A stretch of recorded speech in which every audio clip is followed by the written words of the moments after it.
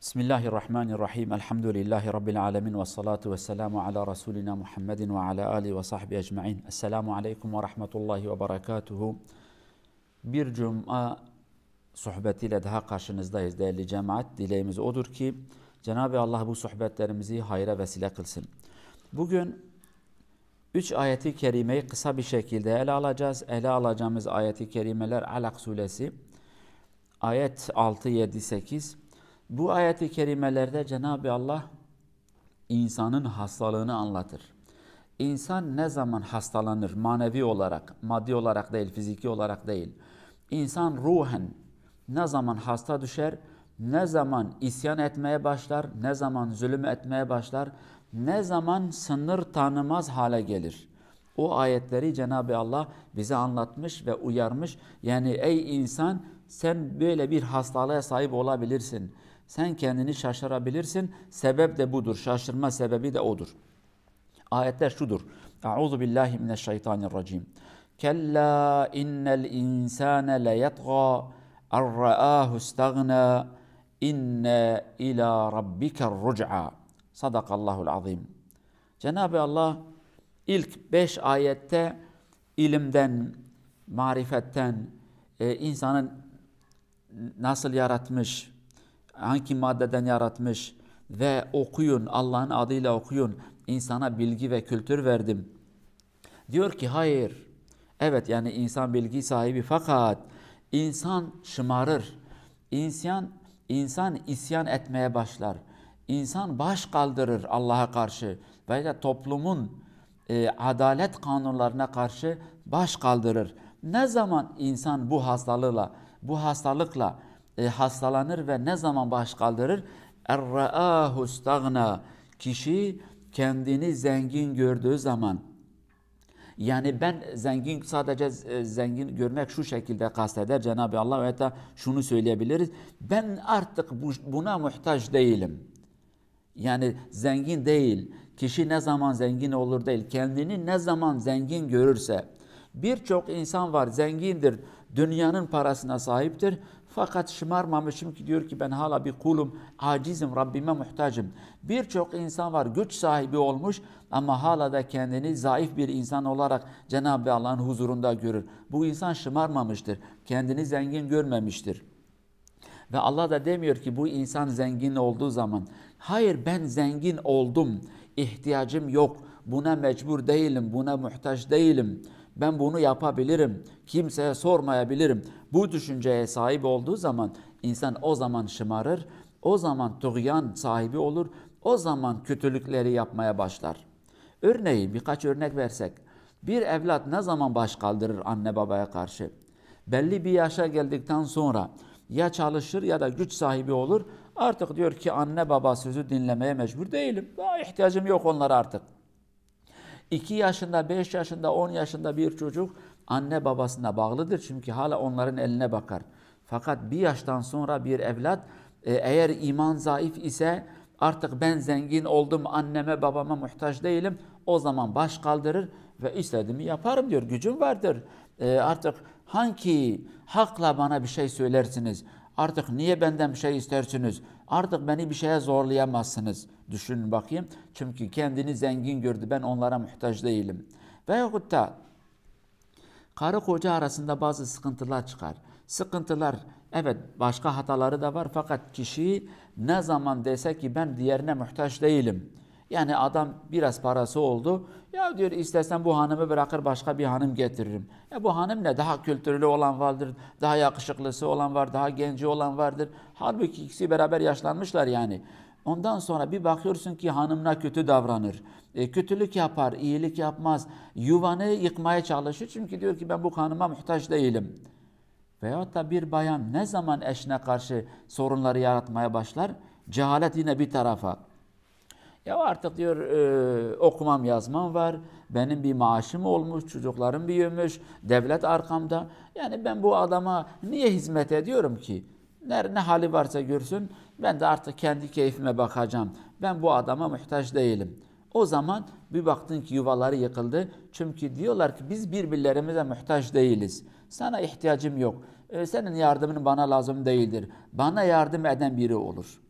Aynı şekilde bakıyorsun ki kardeşler, akrabalar arasında kimi kendine dese ki ben akrabalarıma muhtaç değilim. Artık o boş ver onlar. Yani onlar varsa ne olmuş, onlar yoksa ne olmuş. Ben kendi kendime yeterim. Bu düşünceye sahip olan bir insan ailesinde bir baktın ki sorunları yaratmaya başlar. Ailesiyle kötü geçinmeye başlar, ilişkilerini keser, selam vermez. Çünkü diyor ki artık size bir ihtiyacım yok. Size mecbur ve muhtaç da değilim. Artık ayaklarım üzerinde duracak halim vardır. Benim param var. İşçi ise işçi, fedai ise fedai, dostsa dost, ben paramla yaparım. Akrabalarıma ihtiyacım yok. Aynı şekilde en büyük sıkıntı bugün bizim yöneticilerimizde. Küçük yöneticine tut, en büyük yöneticiye kadar. Eline bir şey geçtikten sonra bir baktın ki kendini unuttu, milleti unuttu. Kanunları unuttu. Artık kanunlar bana lazım değil. Hak ve hukuk bana lazım değildir. Adalet bana lazım değil. Adalet artık ben olmuşum. Kanun ben olmuşum. Ben getireceğim, ben götüreceğim, ben asacağım, ben şunu yapacağım.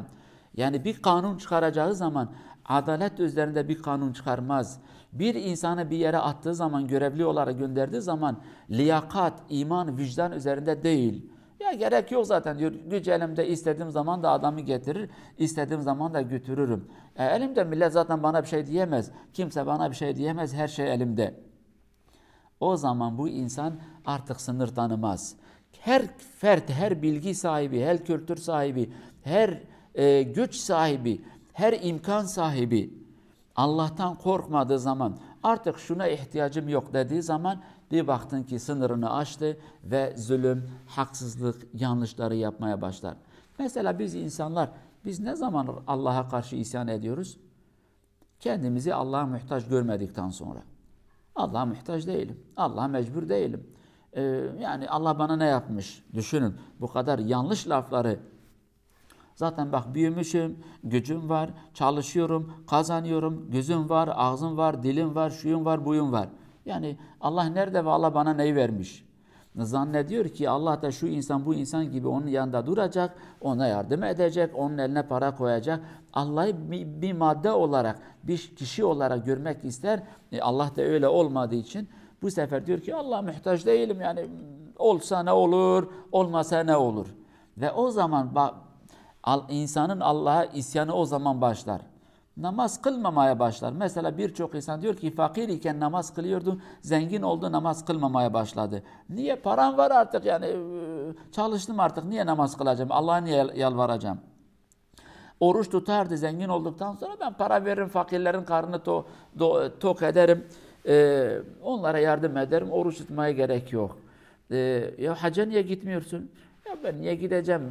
Boş boş dolaşacağım oralarda. Ben o parayı insanlara vereceğim, yani hacımı yapmayacağım, farz olan hacı. Ve buna benzer. Buna benzer. Zekatı sorduğun zaman niye zekat vermiyorsun? Ya zekat alnımın teridir. Ben niye zekatı vereceğim? Allah bana ne yapmış ki? Ben fakirdim, yemek yoktu. Çalıştım. Aferin, bazıları diyor ki eşek gibi çalıştım diyor. Eşek gibi diyor çalıştım, paraları ben kazandım. Allah bana nerede vermiş ki? Ben zorla Allah'tan aldım. Zorla Allah'tan almış. Ve o zaman isyan etmeye başlar. O zaman Allah'ın haramları ve yasakları çiğnemeye başlar. Haram işler, zina eder, içki içer. Niye bunları yapıyorsun? Hayat benim hayatım yani. Allah niye bana soracak ki? Keyfim bilir yani, ben artık Allah'a muhtaç değilim ki. Allah niye bana soracaktır? Ben zaten Allah'ı kabul etmiyorum. Ve buna benzer yanlış düşünceler. Değerli insanlar, bu düşünceye sahip olan insanlara Allah ne söylemiş son ayette? İnne ila rabbike ruc'a. Sen Allah'a döneceksin, unutma. Senin dönüşün Allah'adır. Ey insanlar, bugün ölüm haktır. Bugün ölen her insan bilsin ki bu dünyanın sonu ona gelmiş ama başka bir hayat onu bekler. Bu dünya son oldu fakat öbür dünya, özgür olduğu dünyadan çıktı, esir olduğu dünyaya gitti. Bunu bilmemiz lazım. Peki Allah'a dönersem Rabbime ne söyleyeceğim? Hani inkar etmiştim, karşı çıkmıştım, tanımıyorum demiştim seni. Keyfine göre değil. Allah diyecek ki kulum beni inkar ettin, işte ben varım. Seni bir daha dirilttim, mahkemeye de getirdim. Çık bakayım karşıma.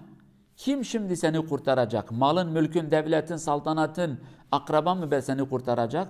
kurtaramaz. Ondan dolayı bu hastalıktan sonra Cenab-ı Allah diyor ki inne ila rabbike ruc'a, dönüş Allah'adır. Sen Rabbine döneceksin. Cenab-ı Allah bize hidayeti nasip etsin. Cenab-ı Allah doğuyan sahibi olan insanlardan bizi eylemesin. Allah Azze ve Celle bize sınırını bildiren insanlardan eylesin. Bizi o insanlardan eylesin. Sınırını bilen, sınırını aşmayan insanlardan Allah bize eylesin.